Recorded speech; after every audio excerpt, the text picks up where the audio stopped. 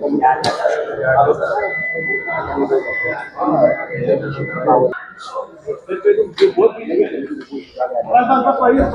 आम्हाला वेळ सचिन आगे आणले सचिन सचिन सचिन थोडा आगे आणले ए राम ओके म्हणलो तर मी उचला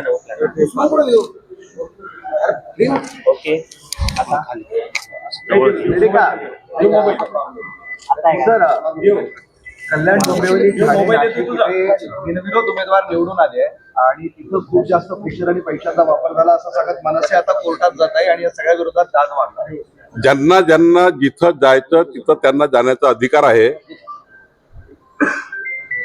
असं कुठलं लिहिलं नाहीये की बिनविरोध होऊ नये. बिनविरोध व्हावं याकरता त्या ठिकाणी निवडणूक आयोगाने तशी संधी दिली आहे आणि त्यामुळे चांगली पायंडा आहे बिनविरोध होण्याचा. एखाद्या ठिकाणी निवडणूक होत नसेल आणि बिनविरोध होत असेल तर त्या ठिकाणी हा चांगला पायंडा लोकशाहीमध्ये आहे आणि चांगल्या पायंड्याने हे लोक निवडून आलेले आहेत, बिनविरोध आलेले आहेत. शेवटी सर्वांचा निवडण्याचा हे जो आहे अजेंडा हा विकासाचा आहे आणि तिथल्या जनतेला, तिथल्या विरोधी पक्षाला वाटलं असेल तिथल्या उमेदवारांना की भारतीय जनता पार्टी, शिवसेना, महायुतीचे लोक निवडून आले तर राज्य सरकार, केंद्र सरकारच्या योजनेचा फायदा त्या भागाच्या विकासाकरता होईल.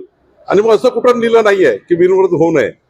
कोर्टात जाऊ दे किंवा त्यांना त्यांचा न्याय मागू दे, पण बिनविरोध होणे हे लोकशाहीमध्ये चांगलं आहे. की त्याला जोडून राज ठाकरे असं म्हणतात की पश्चिम बंगालमध्ये जर बिनविरोध निवडून आले तर त्याला भाजपाचा विरोध असतो आणि महाराष्ट्रात निवडून आले तर ते चांगलं. आम्ही कुठेही विरोध केला नाहीये, कुठेही विरोध केला नाहीये. बिनविरोध लोक निवडून आले तर ही लोकशाहीमध्ये चांगलं आहे.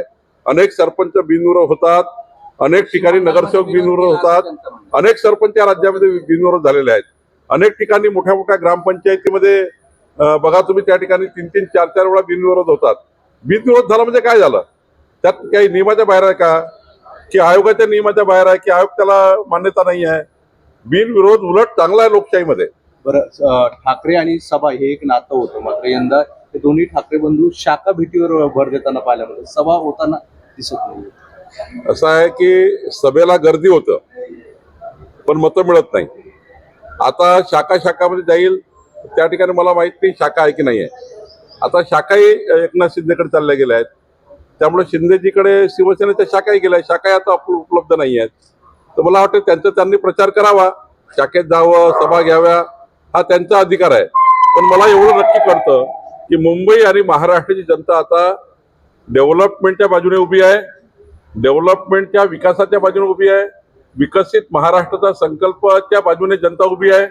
मुंबईला विकसित करण्याकरता जनता मतं देईल आणि डेव्हलपमेंट म्हणजे देवेंद्र फडणवीस जी आहे हे जनतेला माहिती आहे. त्यामुळे महायुतीलाच मतदान होईल. नारायण राणे यांनी निवृत्तीचे संकेत दिले. आता ते म्हणतात की दोन्ही चिरंजीव आहे ते काम करतायत.